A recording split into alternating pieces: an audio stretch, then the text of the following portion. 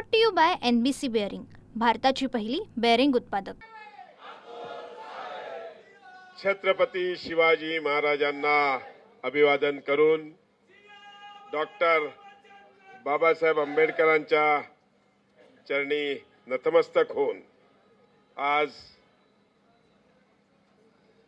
भारतीय जनता पार्टीला ज्यांनी जागतिक पातळीवर एक रिकग्नायझेशन करून दिलं असे श्रद्धेय अटल बिहारी वाजपेयी यांच्या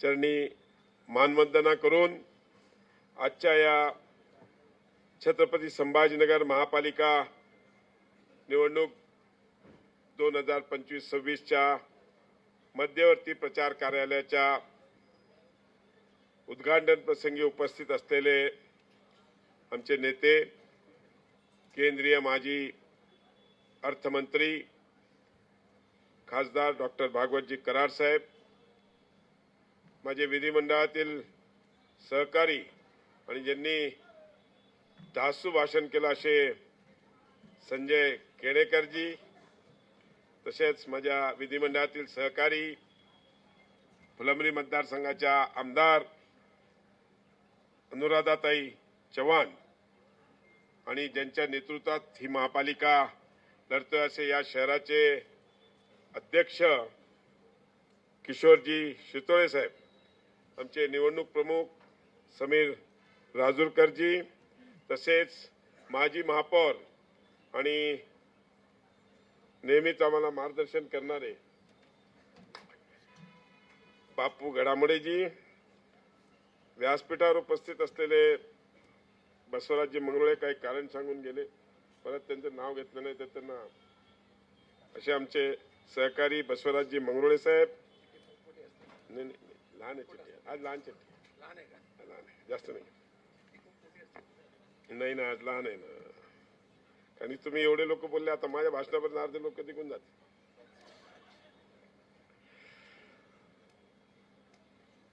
अनिल भैया मकरेजी, प्रशांतजी देसरडा, शालिनीताई बुंदे, राजू वैद्यजी, विवेक देशपांडेजी, प्रमोद राठोडजी, अजून कोण आहे तिकडे, राज वानखेडेजी, पलीकडे कोणी, रामेश्वर भादवे,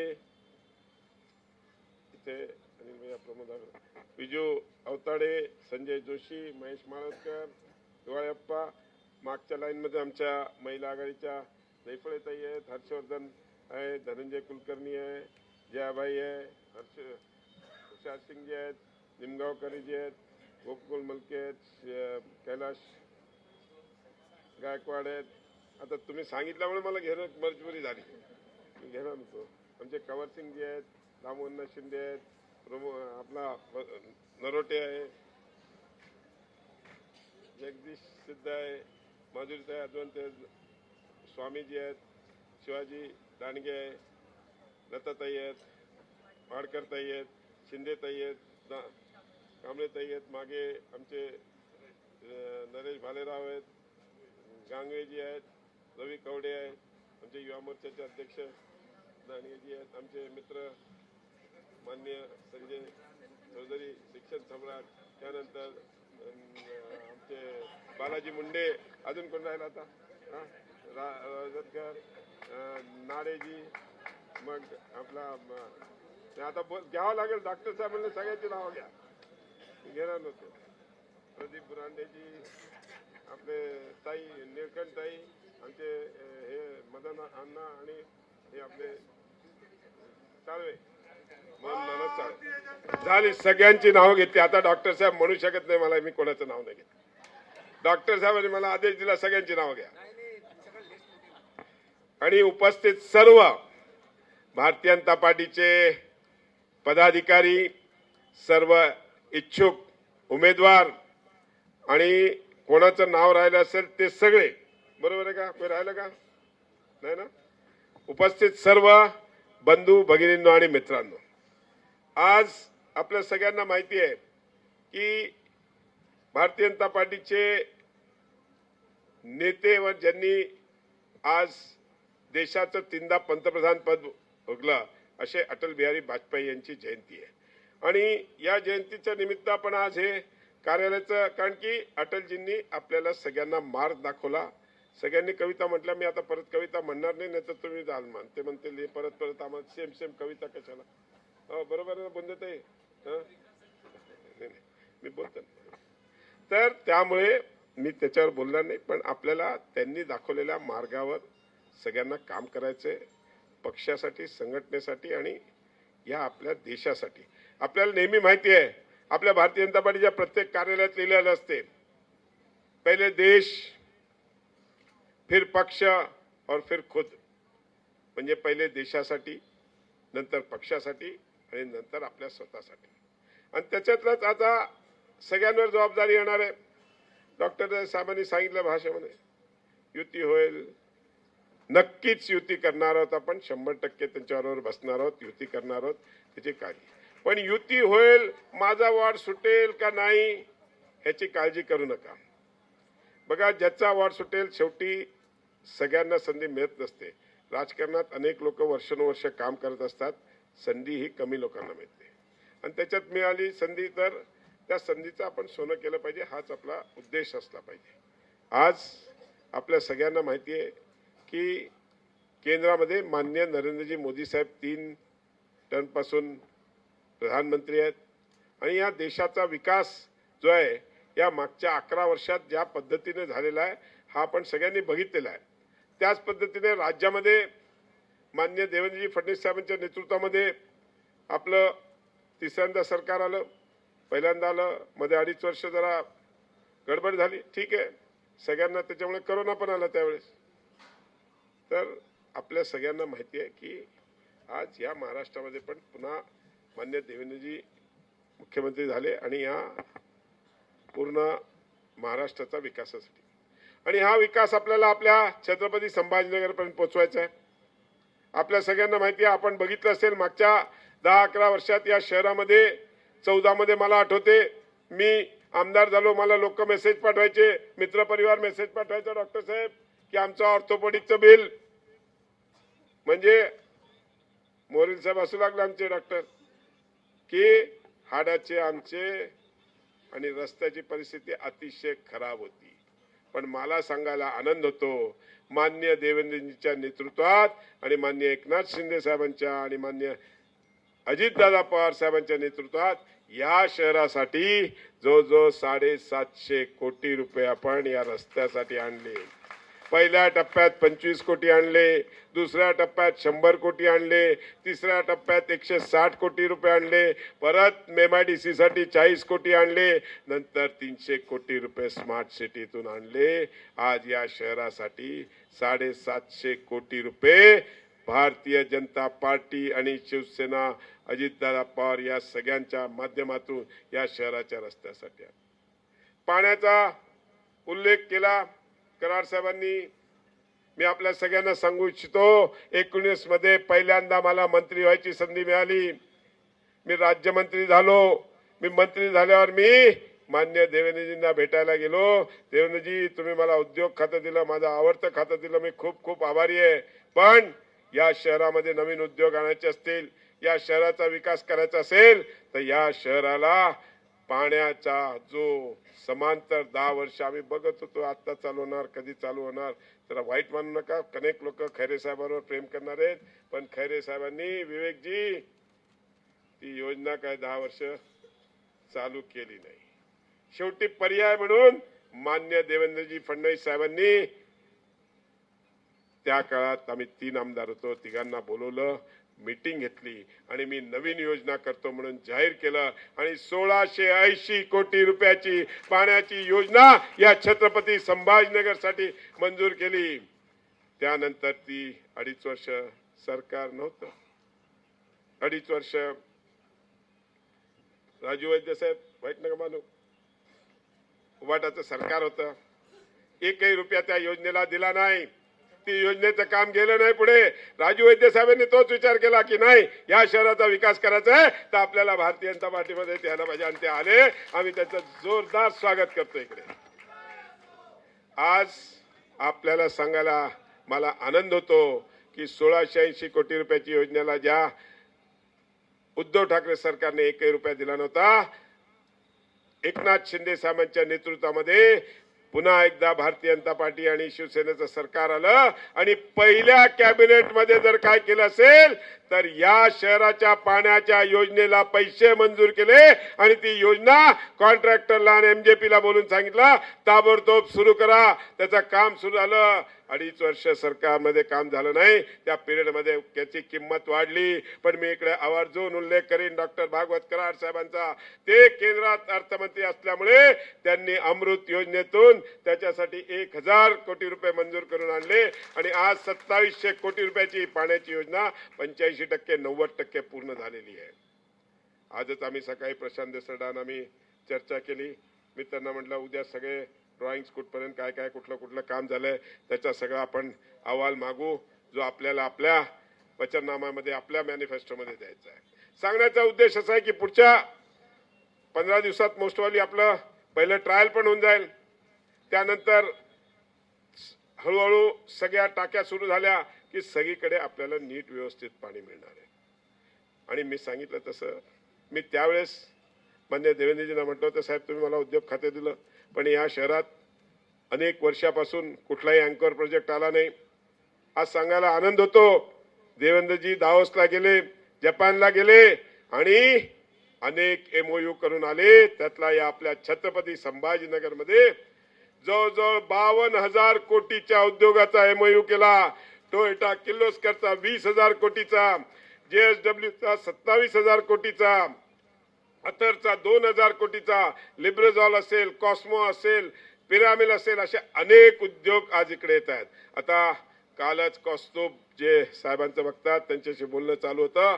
अजून एक कोरियन इलेक्ट्रिकल कार कंपनी आपल्या शहरात येते म्हणजे तो अजून एक 15,000 कोटीची गुंतवणूक आपल्या शहरात येणार आहे.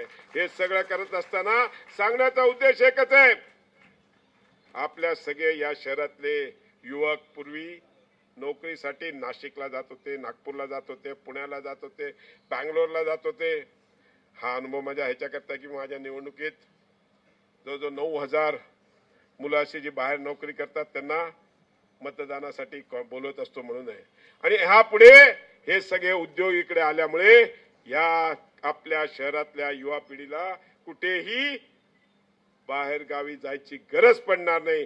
त्यांना आपल्या या शहरात उद्योग नगरीमध्ये नोकऱ्या मिळतील आणि लघु उद्योग म्हणून काम करायला मिळेल. हे सगळं मी ह्याच्याकरता सांगतो की आपलं शहर हे वाढतं शहर आहे आणि या वाढत्या शहराला पुढच्या काळामध्ये आपल्याला विकसित शहर करायचं आहे. आणि हे विकसित जर करायचं असेल तर आपल्याला मोदींच्या हातात आपला हात गेला पाहिजे, माननीय देवेंद्रजींच्या हातात आपला हात गेला पाहिजे. हात गेला पाहिजे म्हणजे आपण त्यांना ताकद दिली पाहिजे. आणि ही ताकद कशातून देऊ शकतो आपण? या महापालिकेमध्ये येणाऱ्या निवडणुकीमध्ये महायुतीचे सगळे नगरसेवक निवडून येऊन महायुतीचा महापौर या शहराचा कसा होईल याकरता आपण सगळ्यांनी प्रयत्न करायचा आहे. आपण सगळेजण करतायत. हा जो फॉर्म्युला एकत्र फिरायचा डॉक्टर साहेब मीच दिला. माझ्याकडे अनेक लोक यायचे रोज भेटायला, साहेब आम्ही फिरू का एकटे? एक दिवशी किशोरजी मी ऑफिसमध्ये बसलो होतो. त्या दिवशी किशोरजींना म्हणलं यांना फिरू द्या ना. म्हणलं एक काम करा सगळे एकत्र फिरा. काय होत नाही, तिकीट ज्याला मिळेल त्याचा प्रचार, पण प्रचार सगळ्यांचा होईल. माझी सगळ्यांना विनंती आहे फिरताना जरा थोडंसं आपलं कमळ लावलं पाहिजे, गमछा घातला पाहिजे. रोज सगळ्यांनी घरून निघताना पहिले कमळ लावा, गमछा घाला आणि प्रचाराला निघा. आणि सगळ्यांनी आपण करत असताना एकत्र प्रचार केल्याने तिकीट मिळेल. जसं डॉक्टर साहेब म्हणले पुढच्या 2 दिवसात सर्वे रिपोर्ट येतील, सगळं फायनल होईल, तिकीट मिळेल. तोपर्यंत युतीचे पण बोलणी माननीय अध्यक्ष साहेबांच्या नेतृत्वात होईल. ते युतीची बैठक झाल्याबरोबर आपण ठरवू आणि ज्याला तिकीट मिळेल त्याला नक्कीच संधी मिळालेली आहे. तो नक्कीच नगरसेवक होईल. पुढे त्याला अजून काही काही संधी मिळतील. पण ज्याला नाही मिळाली मी त्याला एकच विनंती करेन. मी म्हणजे कधी वेळेस माझं उदाहरण देत असतो, आजही देतो. 2009चा डॉक्टर साहेब आणि आम्ही दोघेही प्रयत्न करत होतो. 9 मध्ये डॉक्टर साहेबांना तिकीट मिळालं, मला मिळालं नाही. मी एक दिवस थोडंसं नाराज झालो, शिर्डीला गेलो, आलो. दुसऱ्या दिवशी विवेकजी होते, गडकरी साहेबांचा फोन विवेकजीनेच मला लावून दिला होता. गडकरी साहेब मला म्हणले काय साहेब तुम्ही म्हणलं सर नाही साहेब आता आलो की उद्यापासून कामाला आहे. बरोबर आहे, आठवते का विवेकजी? तुम्ही मला फोन लावून दिला होता. सांगण्याचा उद्देश असा आहे की मी 9ला संजू सांगतो ना, थांब ना तुझं आधी एक कंप्लीट होते मग सांगतो ना. तर सांगण्याचा उद्देश असा आहे की त्यावेळेस मी डॉक्टर साहेबांच्या प्रचारात म्हणजे डॉक्टर साहेब जरा पूजा पाठ करायचे उशीर यायचे, मी सकाळी 8लाच जायचे आणि प्रचार केला. मला पूर्ण मतदारसंघाचा अभ्यास झाला. मी प्रचार करत राहिलो मनापासून पक्षासाठी संघटनेसाठी आणि मी अध्यक्ष होतो, सहचार केला. नक्कीच त्याची मला संधी मिळाली. 14 मध्ये मी आमदार झालो. संजूभाऊ माझ्याबरोबर होते 14 मध्ये. संजूभाऊचं माझं दोघांचं नाव सर्वेमध्ये आलं. सर्वेमध्ये संजूभाऊला शेवटी बापू शिरीजी डॉक्टर साहेब यांनी सगळ्यांनी पटवलं. संजूभाऊ यावेळेस अतुलला लढू द्या, पुढच्या वेळेस तुम्हाला संधी. बरोबर ना संजूभाऊ? संजूभाऊ मी तुमचा आभारी आहे, तुम्ही मला संधी दिली आणि मी आमदार झालो. आपल्या सगळ्यांच्या आशीर्वादाने मी 14 मध्ये पहिल्या टर्म मध्ये 82 लोक निवडून आले होते, त्यातला मी एकटाच मंत्री झालो आणि तुमच्या सगळ्यांच्या आशीर्वादाने मी मंत्री झालो. पुन्हा 2.5 वर्ष सरकार नव्हती पण नंतर आली, त्याच्यात पुन्हा मला मंत्री व्हायची संधी मिळाली. आताही मंत्री आणि तुम्ही सगळ्यांनी जो मला आशीर्वाद दिला त्यामुळेच मी आज मंत्री झालेलो आहे. आणि या ठिकाणी पक्षासाठी काम करत असताना हे माझी आपल्याला सगळ्यांना विनंती आहे की 2 दिवसात उमेदवारी फायनल होईल. ती उमेदवारी फायनल केल्यावर जसं डॉक्टर साहेबांनी सांगितलं, शिवसेनेने सांगितलं, आपण फॉर्म आणला पाहिजे. जरा काल 1-2 जण भेटली, त्यांचं म्हणणं आहे की फॉर्म हा खूप मोठा आहे, 2.5 पानाचा का 3 पानाचा फॉर्म आहे, कॉम्प्लिकेटेड आहे, त्याच्यात अनेक गोष्टी आहेत, अनेक रिक्वायरमेंट्स आहेत आणि त्याला वेळ लागणार आहे. तर माझी आपल्या सगळ्यांना विनंती आहे, फॉर्म आणला पाहिजे, त्याचा अभ्यास केला पाहिजे. पण अध्यक्षांचा जोपर्यंत तुम्हाला निरोप येत नाही, अध्यक्ष जोपर्यंत तुम्हाला सांगत नाही, तोपर्यंत कोणीही फॉर्म भरू नये. माझ्याकडे बी फॉर्म आलेले आहेत, पण मी अध्यक्षांच्याकडे हँडओव्हर करीन. अध्यक्षांनी सांगितल्यावरच तो फॉर्म आपण भरायचा आहे. ज्याला तिकीट मिळेल त्याच्या पाठीमागे पूर्ण संघटना म्हणून आपण उभं राहायला पाहिजे. ज्याला नाही मिळालं त्यांना मी तुम्हाला सांगतो, आत्ता संजू भवन मी चर्चा करत होतो, आपल्याकडे महाराष्ट्रामध्ये येणाऱ्या काळामध्ये जो या निवडणुका संपल्यावर जिल्हा परिषदेने या 1900 वेगळ्या कमिट्या आहेत आणि त्याच्यातल्या जो 850 कमिट्या या भारतीय जनता पार्टीच्या हिस्स्याला येणार आहेत. त्याच्यामुळे कोणालाही कुठेही संधी मिळू शकते. आणि केंद्राच्या पण आता डॉक्टर साहेबांनी उल्लेख केला, अशा केंद्राच्या महाराष्ट्राच्या अनेक अशा कमिट्या आहेत ज्या सरकारी ह्याच्यामध्ये आहेत, त्या मिळणार आहेत. त्याच्यामुळे काही लोकांना समजा नाही नगरसेवक होऊ शकले तर नक्कीच त्यांना तिकडे त्यांचा विचार केला जाईल. त्यांना त्या ह्याच्यावर आपण त्यांना न्यायचा विचार करू. मी या ठिकाणी एवढंच सांगू इच्छितो की माननीय देवेंद्रजी फडणवीस साहेबांनी आपल्या छत्रपती संभाजीनगरवर विशेष प्रेम करतात. कारण की तुम्ही बघितलं असेल आज DMIC मध्ये एवढे उद्योग कुठल्याच नाही, नागपूरमध्ये पण नाही, तेवढ्यापेक्षा जास्त उद्योग आपल्याकडे आले. आज पाण्याची योजना नागपूरची 1240ची, आपली 1680 प्लस 1000. हे कंपॅरिझन का करतोय की आपल्या या शहरावर माननीय देवेंद्रजी अतिशय प्रेम करतात आणि या शहरासाठी नेहमीच त्यांचा प्रयत्न आहे की हा शहर विकसित झाला पाहिजे. आणि हा विकास करायचा असेल, केंद्रामध्ये आपल्याकडे पाहिजे तेवढा पैसा आहे, केंद्र राज्य शासनाला देतो आणि राज्य शासन हा पैसा आपल्या महापालिकेला देईल. पण हा कधी येईल? केंद्राची पाईपलाईन मुंबईपर्यंत आहे, मुंबईची पाईपलाईन आपल्याला छत्रपती संभाजी पाईपलाईन म्हणजे पैसे योजनेचे. तुम्ही म्हणाल पैसे म्हणजे कॅश पैसे येतात का? कॅश नसतात, योजनेच्या माध्यमातून येतात. तर या योजना सगळ्या जर आपल्याला केंद्राच्या आणि राज्याच्या आपल्या शहरापर्यंत आणायच्या असतील तर आपल्या या शहराचा महापौर हा आपला महायुतीचा झाला पाहिजे. आणि हे सगळं करायचं असेल तर तुम्ही सगळ्यांनी एकजूट राहून काम केलं पाहिजे. कोणाला तिकीट मिळते ह्याच्यापेक्षा न विचार करता कमळाला तिकीट मिळालंय, कमळाचा उमेदवार आहे, उमेदवार कोण आहे ह्याच्या नावाकडे बघू नका. उमेदवार न बघता कमळाचा उमेदवार आहे, मी कमळाचा आहे आणि कमळासाठी मी काम करीन, ही तुम्ही हे ठेवली तर जसं संजू भाऊचं 14 मध्ये तिकीट मिळालं, संजू भाऊ रोज सकाळी माझ्या अगोदर यायचे. तर 14ला मी बी पूजा करत होतो, थोडं उशीर यायचो. तर माझी आपल्या सगळ्यांना विनंती आहे, मी जास्त वेळ ऑलरेडी सगळेजण म्हणू लागले आमचा प्रचाराचा वेळ चालला, आम्हाला प्रचार करायला जाऊ द्या, तर नक्कीच तुम्हाला सगळ्यांना फक्त माझी एकच विनंती आहे, थोडंसं पार्टीचं कमळ लावलं पाहिजे, छातीवर गमछा घातला पाहिजे. आपल्या सगळ्यांचे फेसबुक आहेत, ट्विटर आहेत, इंस्टाग्राम आहेत, सगळ्यावर तुम्ही कमळ टाका, कमळ लावा. मी बघितलं काल रात्री असंच चेक करत बसलो होतो मी, मला फक्त 23 जणांचं मिळालं ज्यांच्या याच्यावर कमळ आहे. म्हणजे मी जवळजवळ 80-90 फेसबुक चेक केले, 23 जणांच्या याच्यावरच फक्त मला कमळ मिळालं. आता मी नाव सांगू शकतो पण आता सांगायची नाही मला. माझी आपल्या सगळ्यांना विनंती आहे, आपलं आता हे कमळ असलं पाहिजे, प्रत्येकाने कमळाचा प्रचार केला पाहिजे. कमळ ही आपली निशाणी आहे.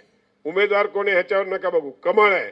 आणि आपल्या भागात कमळ निवडून कसं येईल याकरता आपण सगळ्यांनी प्रयत्न केला पाहिजे.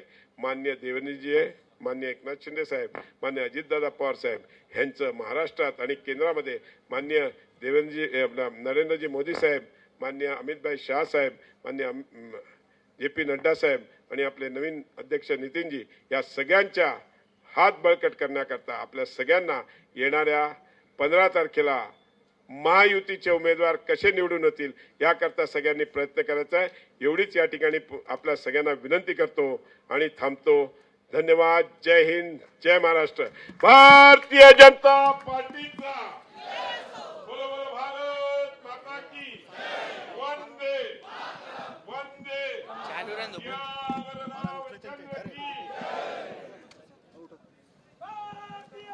Brought to you by NBC bearing, भारताची पहिली बेअरिंग उत्पादक.